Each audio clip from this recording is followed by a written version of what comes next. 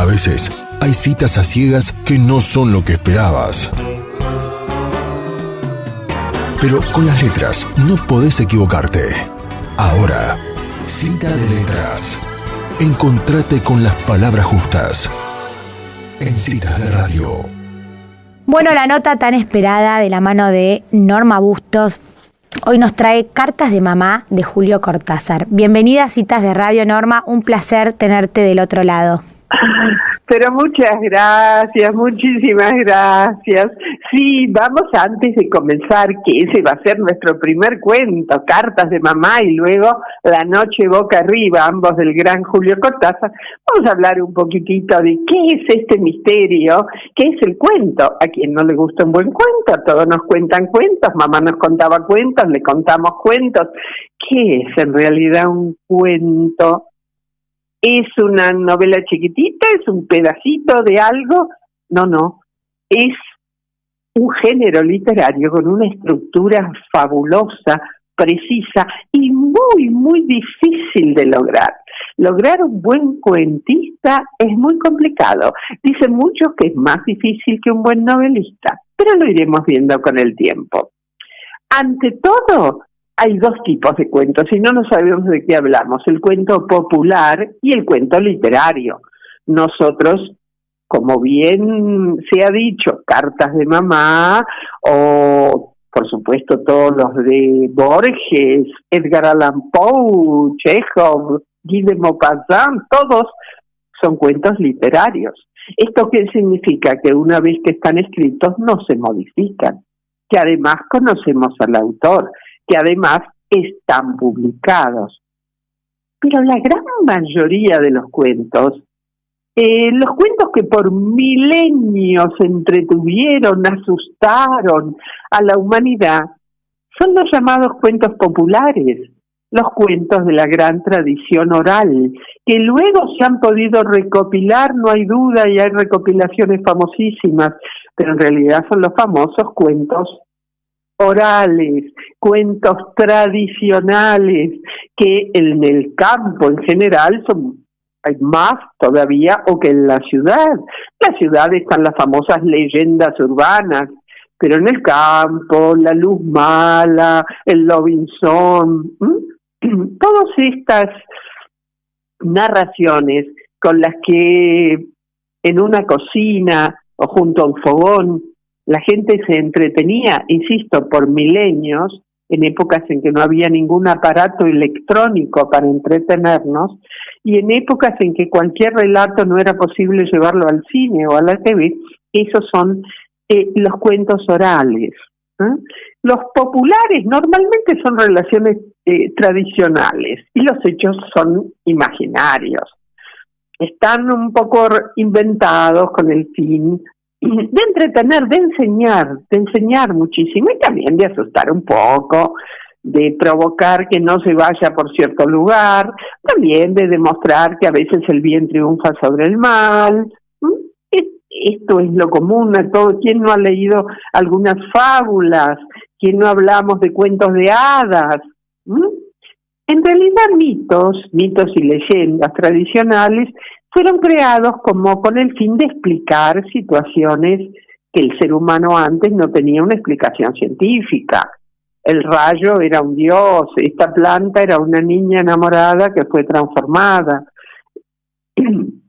Los dioses se burlan de los hombres y entonces nos mandan el relámpago o la tempestad en el mar, hay que aplacar a los dioses. Bueno, estos que forman un género aparte, mito y leyenda, también son parte de las narraciones que podemos calificar como cuentos.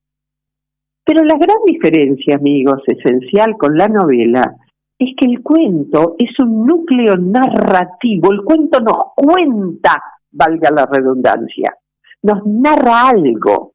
En cambio, la novela, que por supuesto nos narra mucho, tiene como principal obligación describir, pintar un mundo. Miren el ejemplo que les voy a poner.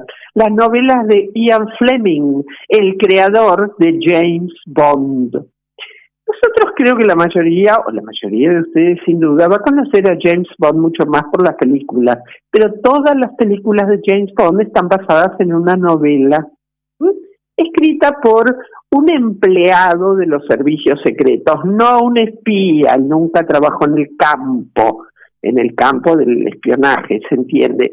Él no era un agente de campo, él era un empleado, pero como tal conocía, hablaba con los agentes secretos, tenía que redactar sus informes, pasarlos en limpio, y de ese mare magnum de material, y con además una buena imaginación, Ian Fleming crea al espía de los espías, al maravilloso James Bond.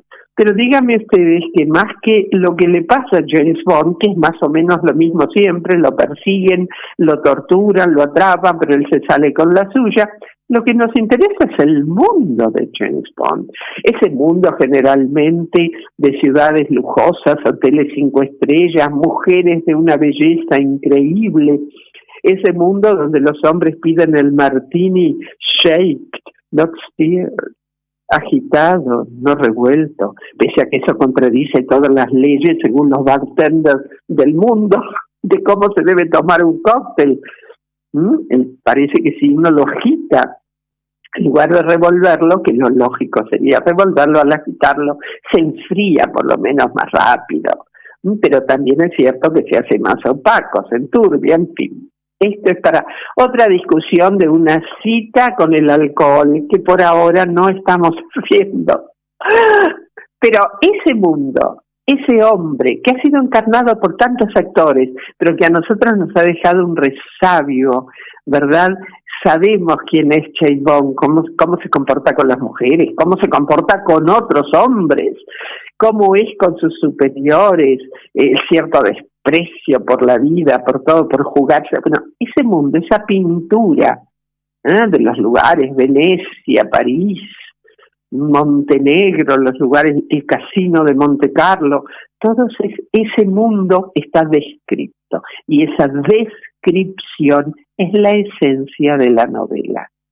El cuento, amigos, no tiene tiempo, porque es corto en relación, y entonces, ¿qué tiene que hacer? Algo muy difícil: condensar. El cuento es siempre condensación. Tiene que haber menos personajes, les tienen que pasar menos cosas, suele haber menos tiempos y mucha menos descripción de mundos. Apenas con pinceladas logramos entender dónde están o en qué situación se encuentran esos personajes. Es distinto. Fíjense lo que nuestro futuro autor, Julio Cortázar, dice del cuento. Julio Cortázar era un profundo admirador del boxeo. A él le gustaba el deporte del boxeo. Y entonces miren lo que dice: el cuento gana por knockout, pero la novela gana por puntos. Así se gana una pelea. Todos hemos visto knockout, quiere decir que el otro queda tirado en el ring sin conocimiento. Se cuenta hasta 10 y se da la victoria al que quedó parado. Ganar por puntos es cuando ninguno cae del todo durante 10 rounds, y entonces el jurado que está decide quién peleó mejor. Bueno, pues dice Cortázar que así gana la novela. Al final uno decide. En cambio el cuento no, amigos.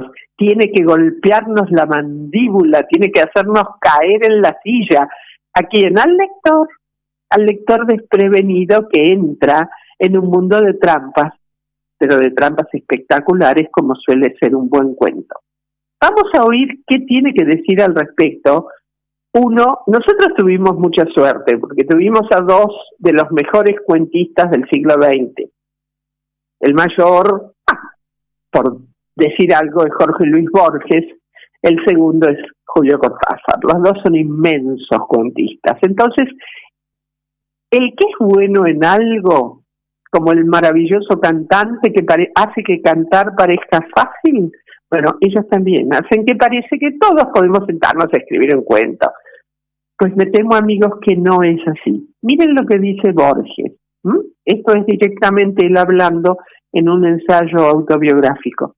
En el curso de una vida dedicada principalmente a los libros, he leído muy pocas novelas y en la mayoría de los casos apenas el sentido del deber me dio fuerza para abrirme camino hasta la última página. Al mismo tiempo, siempre fui un lector y relector de cuentos. La impresión de que grandes novelas como Don Quijote o Huckleberry Finn son virtualmente amorfas me dio para reforzar mi gusto por el cuento, cuyo elemento indispensable es la economía, al mismo tiempo que un comienzo, un conflicto y un desenlace claramente determinados.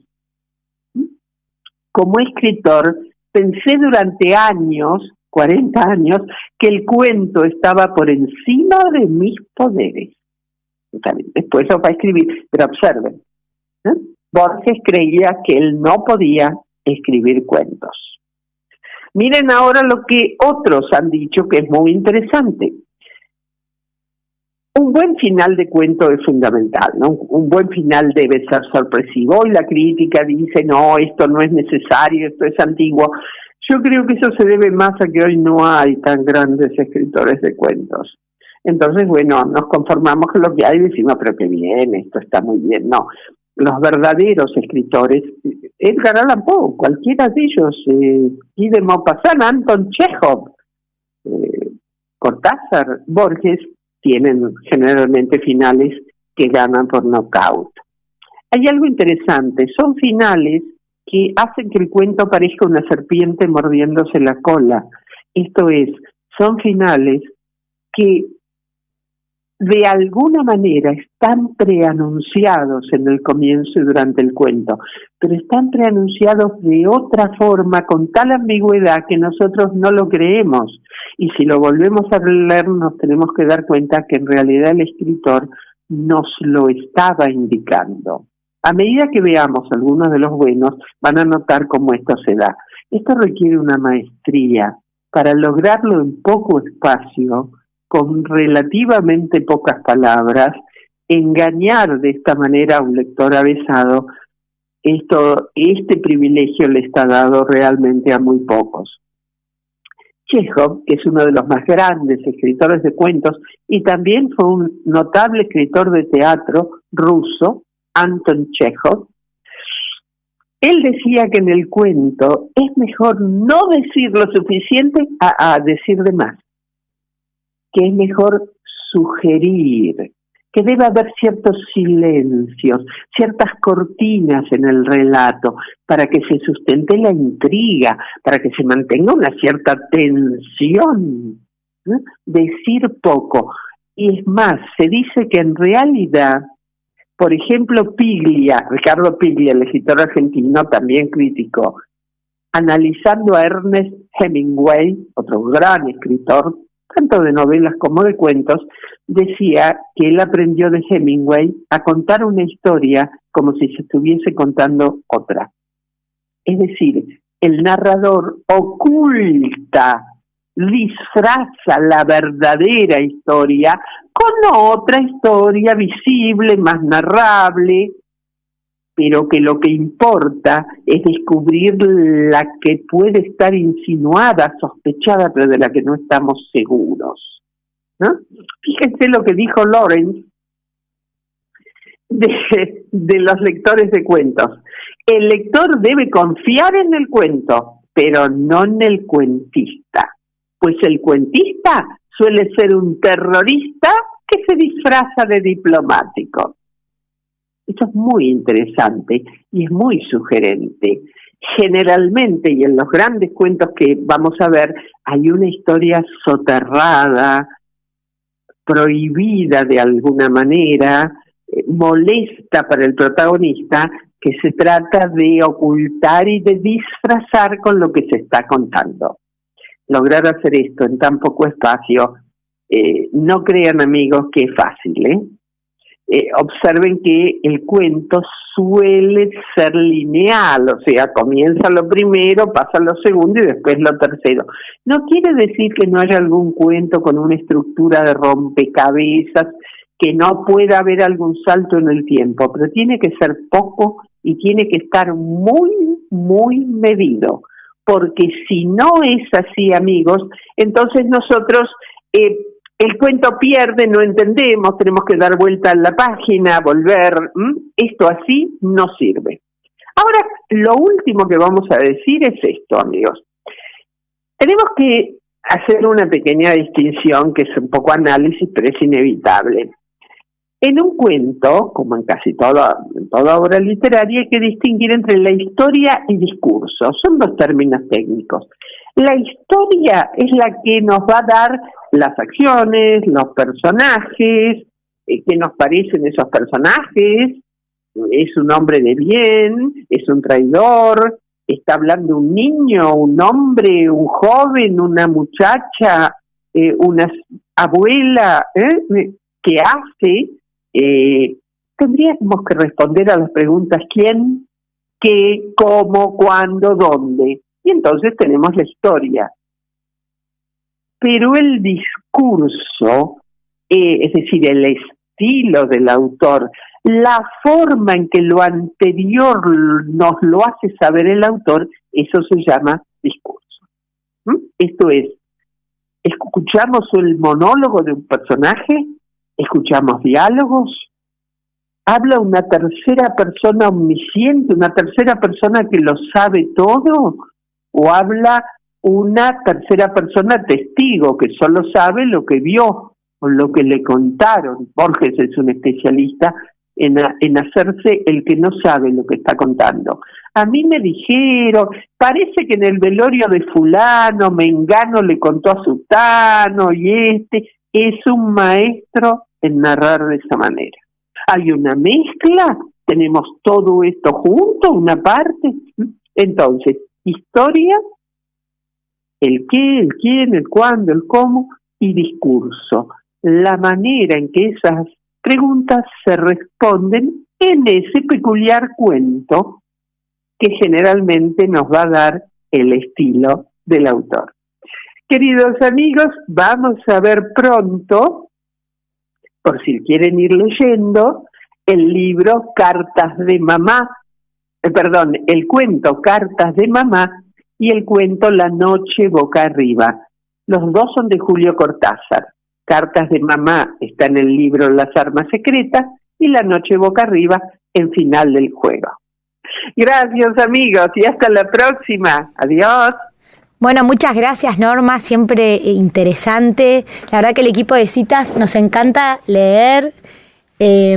Somos de lectura. No, muchas gracias a ustedes. No, claro que hay que leer. Mira, al que le gusta leer nunca está solo. No, la verdad es que sí, nos gusta a las 4 leer, así que esperamos claro mucho tus conocimientos en esta cita de letras. Muchas gracias, Norma. Adiós, ahora sí, adiós. Adiós. Bueno, con ese tono inconfundible de Norma Bustos pasó en esta cita de letras, hablando de varias cosas, porque ella nunca habla solo de una cosa, así que bueno, acercando la literatura a nuestros días.